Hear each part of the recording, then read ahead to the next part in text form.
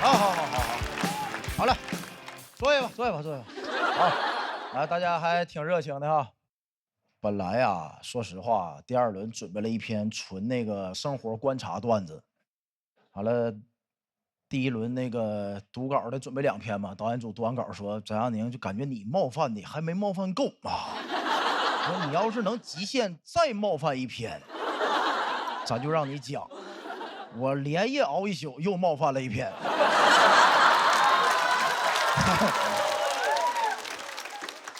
首先对这个赛制我就不太理解。刚才不都比完决赛了吗？按照正常的顺序，我现在该领奖啊，跟那可是。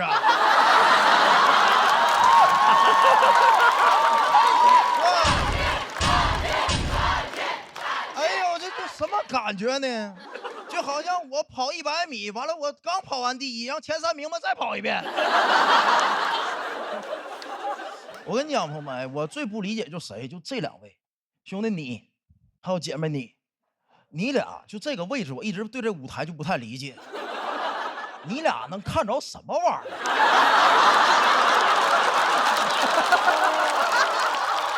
你俩相当于面对着那个电脑屏幕背面做 PPT， 你俩。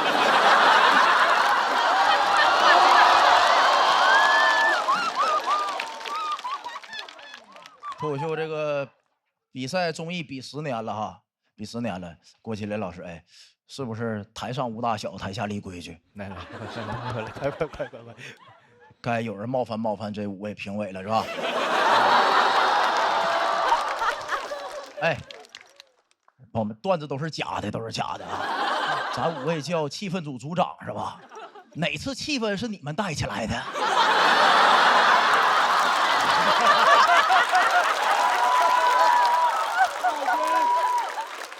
那我看不都是观众笑完你们在笑的吗？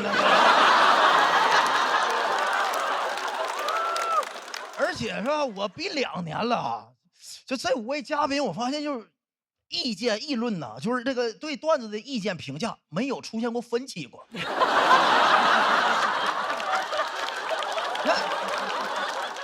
咱不是说1000个人1000个哈姆雷特吗？那5个评委怎么就1个单口喜剧演员呢？是吧？从来都是杨天真老师，我认为这段子好。完了，黄子韬老师说，他把我想说的话也全说了。邪门了这玩意儿！哎呦，咱们5位这关系有点像那个汇仁牌肾宝了，他好我也好啊。哎。挺好。然后再不一整就是来那种飞行嘉宾啊，飞行嘉宾，朋友们也不是针对今天这3位老师，说实话，你们只是赶上了而已哈，赶上了而已。对，一整就来飞行嘉宾上台一发言，哎呦，我第一次看单口喜剧，我原来从来没看过，就能当嘉宾去。真好啊，真好！那我也没参加过音综，也没去过电影节，怎么不让我去当评委呢？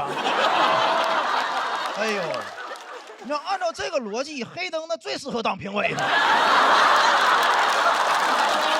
哥，你没看过的可多了去了，那可。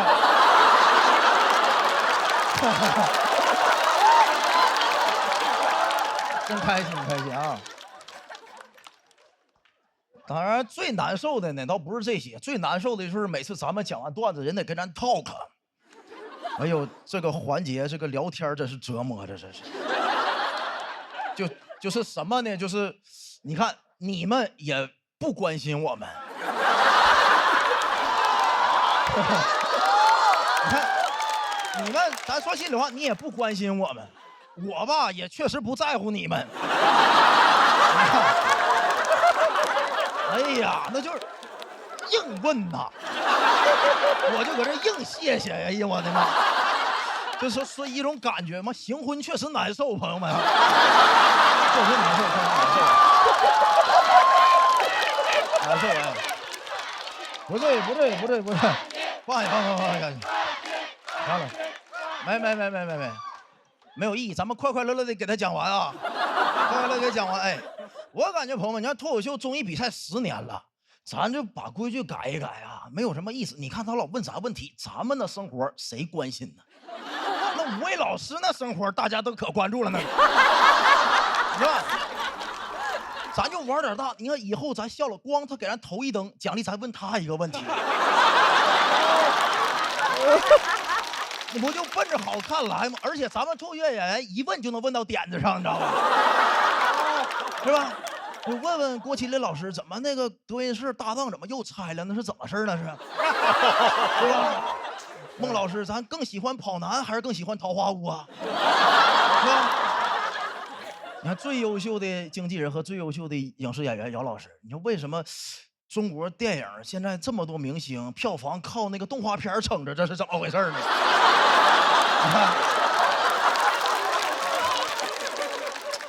我问点这问题啊，多开心！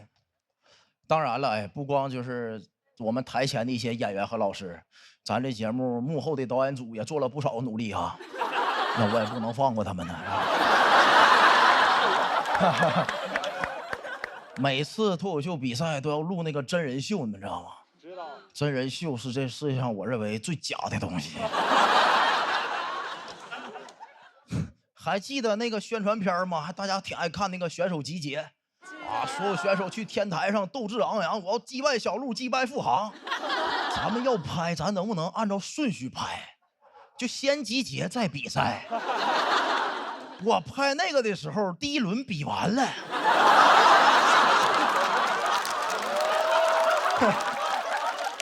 就什么概念呢？8位选手淘汰了。哎呦，我这导演就得嘱咐那8位淘汰的老师多笑一笑。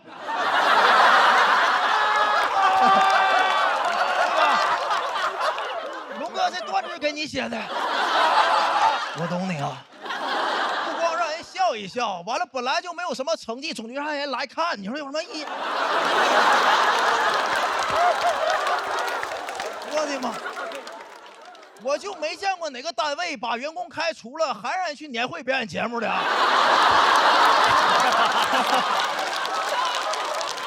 哎呦，全是真人秀，完了动不动一个选手讲完了是吧？庞博就是特别煽情，既然你讲了这个段子，我们节目组给你准备了一个惊喜，夸大屏幕放一个照片。哇，那选手回去看照片，哎呀妈呀，你们把这照片怎么拿来的？不就你给的吗？哪来的？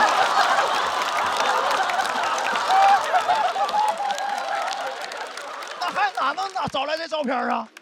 他妈导演组派小偷去你家偷的，我的妈！那爷们儿啊！哎呦，我看今天蒋龙老师还来了是吧？蒋龙老师来有什么意义啊？是看庞博跟你的主持差距吗？那是。真好，真好，张嘴就来啊！我们最后朋友们，你看脱口秀比赛是不是快10年了？是不是大家每年都怀疑每个环节有内幕？你看这玩意儿无从验证。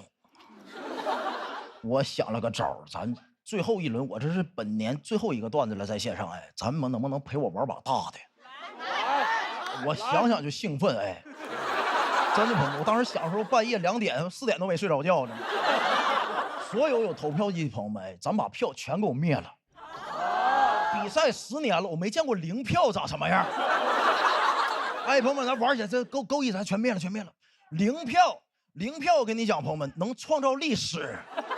哎，你看这一箭3雕，它既能验证咱们就没有内幕，第2咱也能创造脱口秀历史，第3我不知道今天晚上谁夺冠，他得老难受了，他得。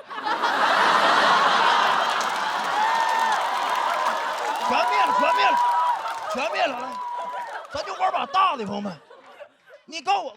冠军有什么意思？冠军1年能出来俩，对吧？那你创造脱口秀历史0票，我靠，太帅了！我不管谁夺冠，他得想我怎么没想到这么玩呢？啊！3、2、1，请灭灯！谢谢大家，我是安宁，谢谢。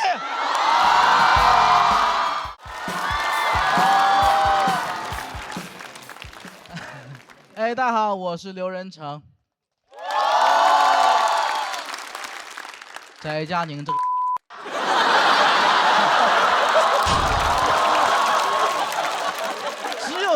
名很难受吗？我觉得第4名也会挺难受的。但其实我们这个顺序是我们自己选择的，是我跟大家商量过，是我主动要去接他的，因为我是觉得我是唯一一个不会被他影响的人，因为我这段表演没有梗啊，他影响不了我。跟大家分享一段故事，大家认真听就行。我刚辍学那半年，我真的是有很严重的被抛弃的感觉。我反复跟我爸妈确认，学校真的抛弃我了吗？老师真的没有找过我吗？得到的都是肯定的答复。这是我第一次收到这么多父母的肯定。老师不理我就算了，半年内没有一个高中同学问过我为什么要离开。我每天就盯着我的 QQ 发呆，我希望有人可以找我，没有，一动不动。从那时候，我就讨厌腾讯。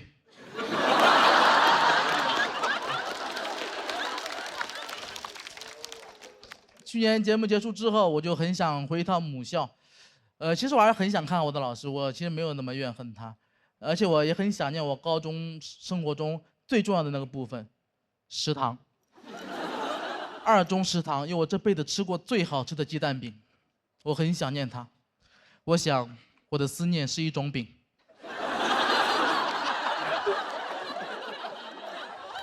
我联系了我的高中班主任，说想看望他，他很爽快就答应了，可以理解，毕竟我也算是个明星。荣归故里，谁不欢迎呢？当时去了学校就看望老师，我带了一箱水果。老师看到我拿水果还说：“哎，他还带东西干嘛？人到就行了，你赚钱也不容易。”我心想，确实，一个明星确实比水果更重要。当时心里暖暖的，老师还是心疼我。我赚钱明明很容易。但到了办公室跟老师聊天，老师很关心地问我工作怎么样，找对象了吗？还让我减减肥，完全没有一点八卦脱口秀的意思。我还想呢，不愧是政治老师，真有边界感，一点都不八卦。我再聊了一会儿，我才发现我老师完全不知道我讲脱口秀的事情。他以为我还干门窗呢，怪不得说我赚钱不容易，怪不得我一进来就跟我说：“哎，学校刚换了门窗啊，别担心，老师门都挺好的。”我只能假装不经意的提我上节目的事儿。没想到老师他就特别激动，他说：“哎，我看过脱口秀。”我看过付航，我看过小鹿，我看过黑灯，没了。我说你要不再看会儿呢？再看就看到第4名了。我们节目脱口有这么长吗？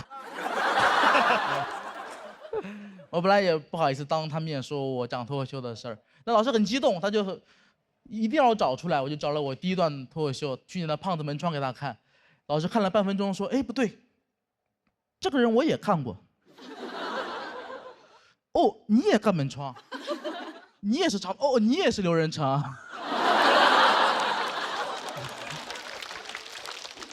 老师发现我讲脱口秀之后就很开心，跟他办公室其他老师一起分享。那一刻我有点恍惚，我觉得时隔10年，我终于获得我老师的认可。但在我心里，我还是没好意思问出那个问题，就是当初为什么没有回来找我。旁边老师也正好这时候问他：“哎，这么好的学生，当初怎么不上大学呢？”老师说：“啊，是啊，多可惜啊！当时我给他家打过一次电话，他父母说他当时想好了不上了，只能放弃了。”我在那一刻才知道，其实我老师回来找过我，是我的父母没有告诉我。我爸妈到现在都不知道这个事儿。我当时瞳孔地震，但老师不知道我不知道这个事儿，我只能表面云淡风轻的跟他聊天。离开后才发现，真的失态了，鸡蛋饼都忘吃了。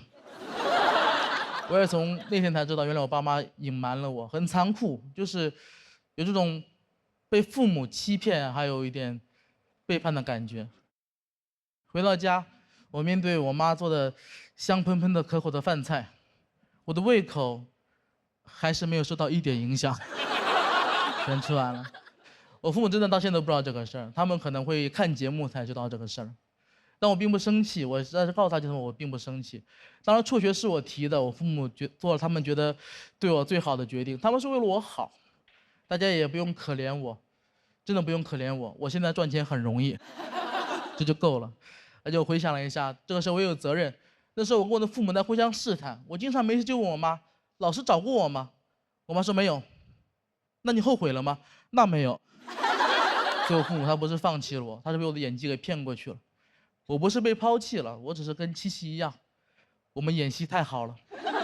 我们是太好的演员了，我就该讲脱口秀。而且我其实是个二胎，当初我爸妈因为我被罚了5000，我爸妈要是想抛弃我，他们可以从源头上抛弃我，他们可以响应国家政策抛弃我。其实我之所以没对父母产生什么情绪，就是因为我现在过得挺好的。如果我现在因为辍学过得穷困潦倒，在最绝望的时候得到这个消息，可能也会黑化。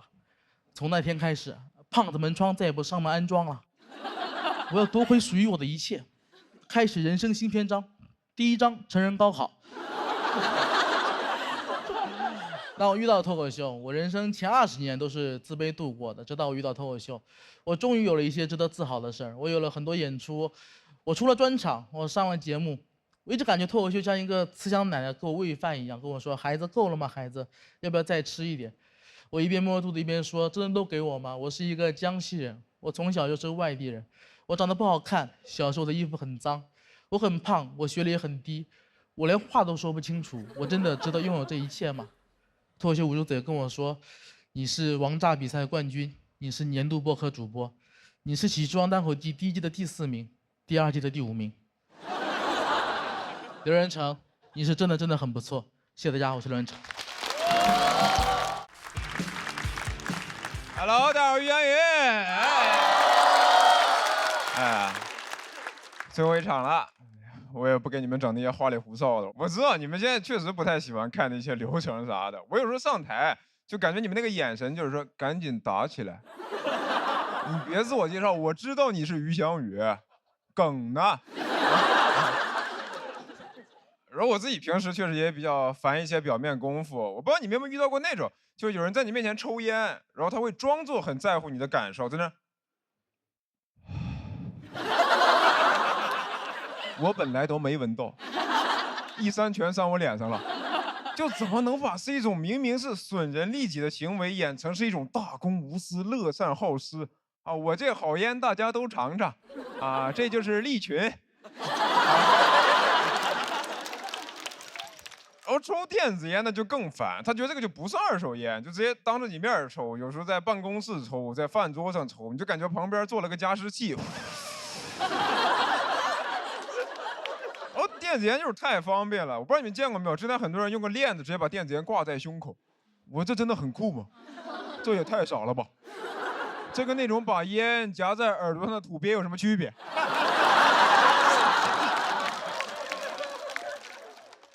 而且为啥就抽电子烟的人这么干？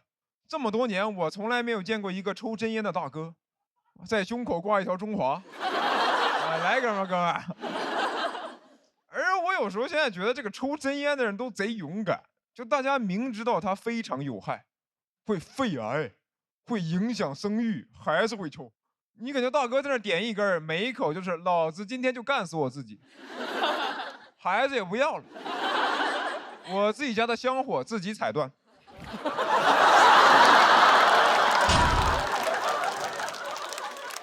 然后我现在自己的工作也很难避免一些碰到一些表面功夫的事儿。然后我去年录完之后还聊了几家经纪公司，然后但是它又不像找工作那样，你有一个明确的晋升渠道，说你可以做主管当经理。对方一般聊的都很虚，就说你签了肯定会更好。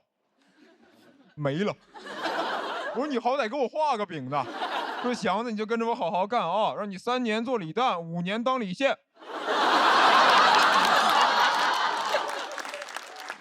然后我做脱口秀也是，有时候大家采访就会说是为了表达，但实际上就是想炸，就是大家反应越大越开心。有时候嘉宾说我觉得于翔宇可能是今年的冠军，我都希望他们直接说我觉得于翔宇是明年的嘉宾。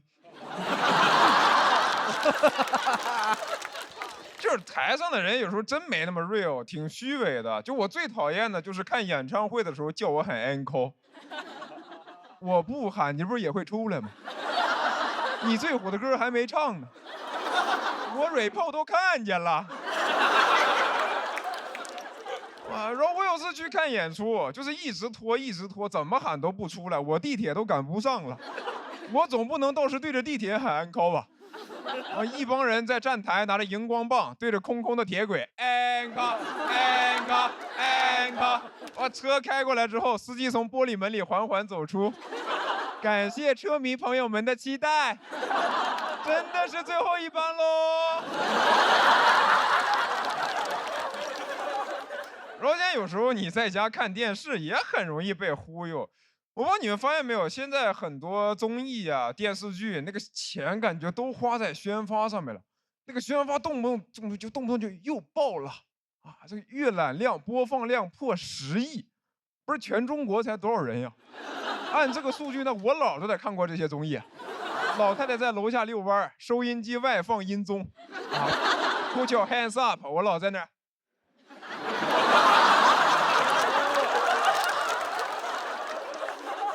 然后还有那些就是做了很多季的综艺，咱们能不能就不要再做了？就是越做越难看，你给我的青春留个美好的回忆不行吗？不是说你把名字缩短，加个年份，它就会变好看。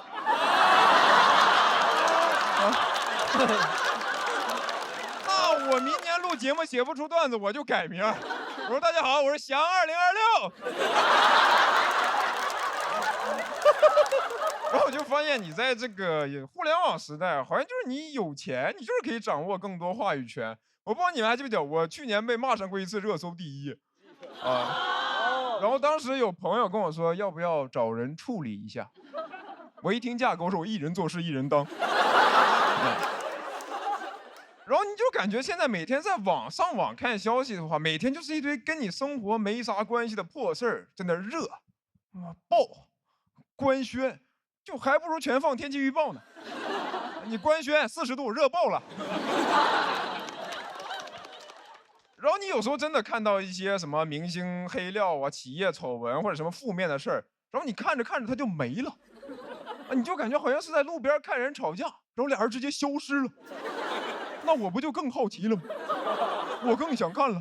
你这儿搜不到，我就去别的地方搜；都搜不到，我就去看 PDF。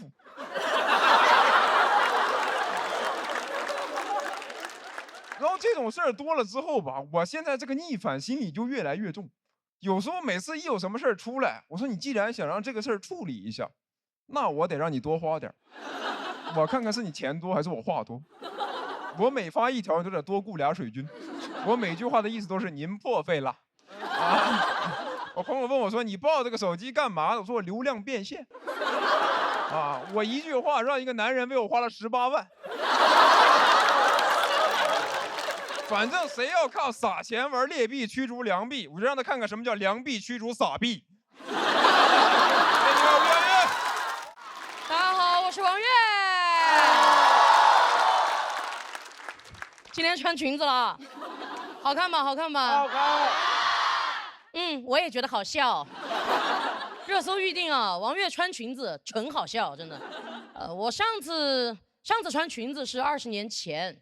所以今天穿上这条裙子，站在镜子面前的时候，我都不知道里面那个女孩子是谁。但一瞬间好像看到了我妈妈年轻时候的样子。对，我妈妈年轻的时候也留个板寸。其实我小的时候很少跟妈妈见面，因为我爸爸妈妈离婚过后呢，我跟着我爸爸生活了5、6年。我爸组建了新的家庭，但是没有组建新的房间，我就睡在过道里。他也知道家里挤，为了给我们腾出空间，就经常在外面宿醉，醉到哪儿睡到哪儿。当然有的时候喝多了也会不小心回来啊。但他会一直敲其他房间的门，但大家只要不开门，就可以假装不在。但我很难假装我不在，因为我的过道没有门。我该早点认识刘仁成。但我也很感谢我爸爸，因为我们脱口秀演员的成功3分天注定，97分靠父母有毛病。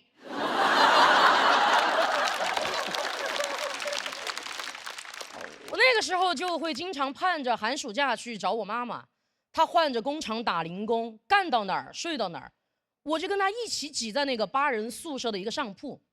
每次去了就不想走，她都会说再忍一忍，攒够钱了就把你接走。还有。不能再胖了，昨晚让我掉下去3回。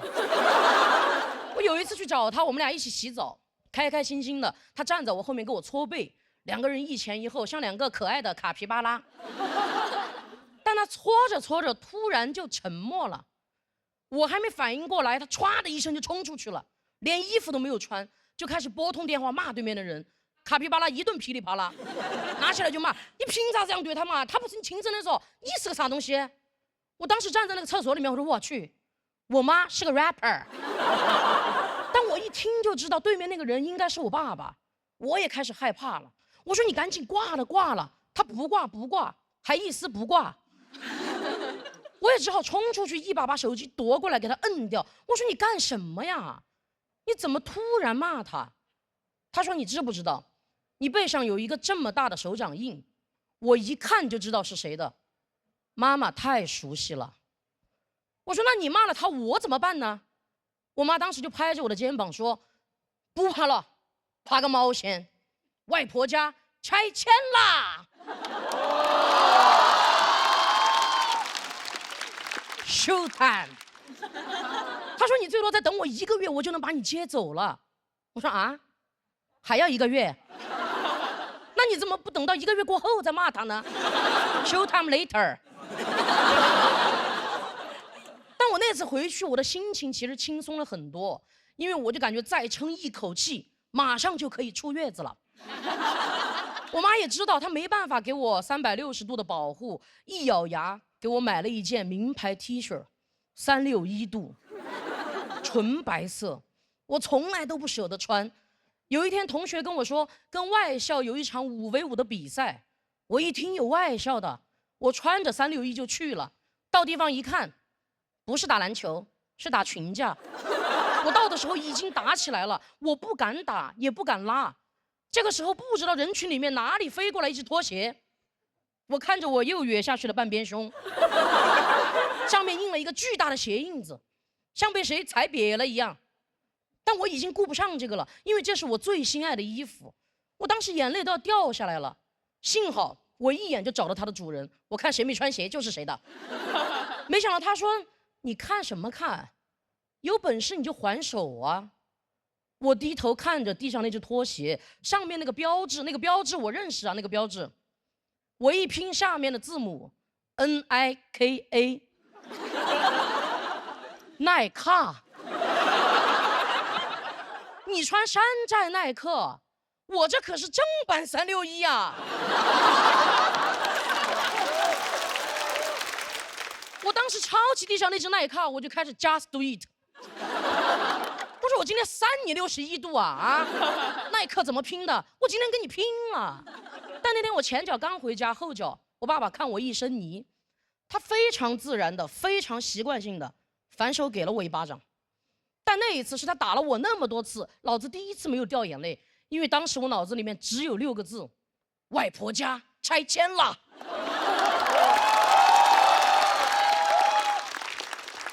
我当时看着我爸，心想：好大胆的穷人。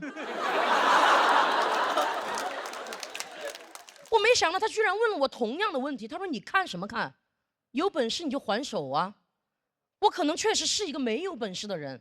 但我爸爸绝对不知道，老子下午刚刚在外面学了新的本事。我直接蹲下去，非常冷漠，捡起地上的一只拖鞋，拿起来一看，阿达拔斯。全世界都是假的，只有我妈给我的是真的。我当时气坏了，我直接后撤2步，一个冲刺抡着膀子，啪的一声，我就扇回去了。但我真的没有想到过，那一次居然是我爸爸最后一次打我。也是我最后一次打他。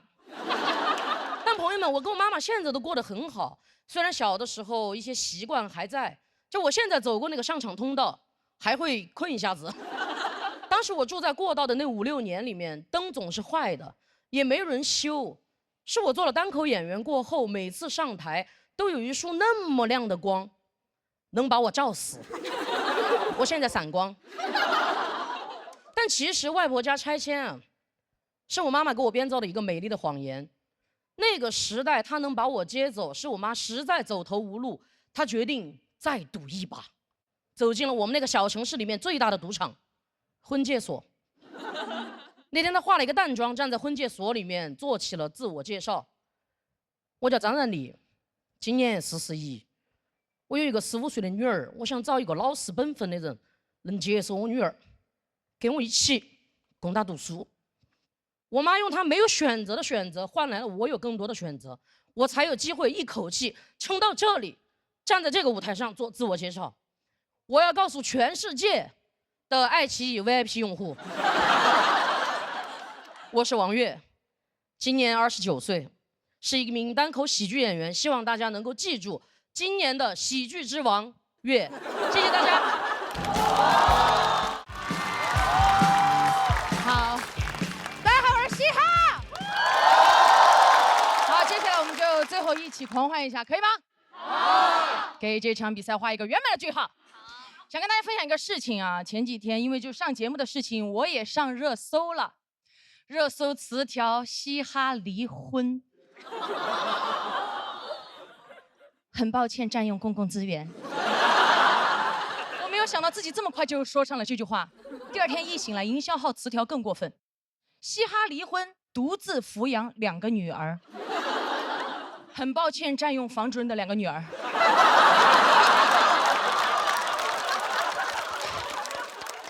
我度过了不平静又不幸福的2天，离谱，营销号离个大谱。我确实是离了，很早就离了，没有女儿，没有儿子，但有一个前夫，有一个司仪。不是新博啊，以后你们就知道，司仪是整场婚礼核心很重要的角色。老公选错了可以离，但司仪选错了真的是一辈子的事，朋友会笑你。那段时间我很忙，婚礼策划属于见缝插针。记得当天是从凌晨开始飞，工作到下午2点，我就约的司仪3点到家里来商量这些事情。我到家刚往沙发上一躺，一阵急促的敲门声当当当当当突然响起。我起来把门一开，那个门砰的一下打开，我脸都被打平了。冲进来对着我说：“你好，我是你的司仪。”我上下打量一眼，一看，20几岁的样子，中山装，头发3、7分，站得笔直。我当时就对这个老派的司仪产生了质疑。我说：“我的婚礼该不会穿着婚纱抛绣球吧？”他刚刚坐下就拿出了他的笔记本，不是电脑，就是笔记本和一支钢笔，说来之前我已经做好了关于你的背调。我第一次在司仪嘴里听到背调这个词，然后他就开始说了，他说：“我知道你喜欢舞狮，当天我给你们准备了一对狮子，迎宾的时候你和你的丈夫一人1只。”我说：“我俩舞。”他说：“我也可以。”我说：“你安心主持吧。”他说：“我还知道你喜欢5月天，我把你上场的音乐也选好了，就是你最喜欢的知足，怎么去拥抱一道彩虹，怎么去拥抱一夏天的风。”我说停，他说你不喜欢吧？还有一首恋 ing 恋 iing 恋 iing ing， 我说停，不要再唱了，唱2句就够了。他说你版权意识好强。